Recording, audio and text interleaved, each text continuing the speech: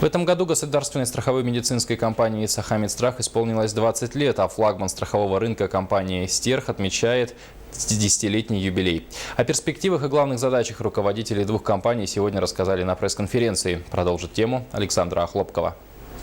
В Якутии бессменным лидером на рынке страховых услуг является компания «Сахамедстрах». Ее уставный капитал в 2 раза превышает минимальный, установленный законом для медицинских компаний, и составляет более 116 миллионов рублей.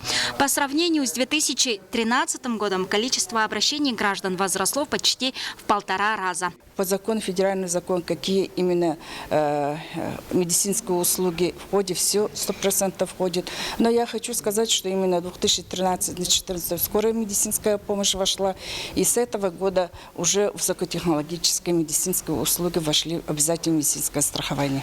Отметим, что в прошлом году акции «Сахамедстраха» переданы в уставный капитал страховой компании «Стерх». Объединение позволило создать страховую группу, которая повысила качество и доступность страховых услуг для населения республики. По закону обязательное медицинское страхование должен быть отдельно юридическое лицо.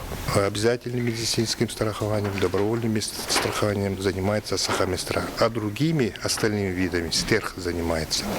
И линия у нас государственная, миссия у нас социальная. Компания «Стерх» предоставляет населению услуги по 24 видам страхования. Актив компании составляет 1 миллиард 398 миллионов рублей. У нас вот юбилейную дату хотелось бы сказать, что более миллиарда выплат сделано компании.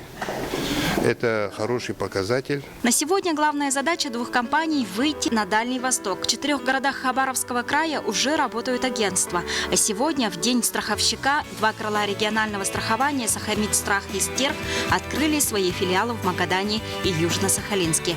Александра Охлопкова, Василий Слепцов, НВК «Саха», Якутск.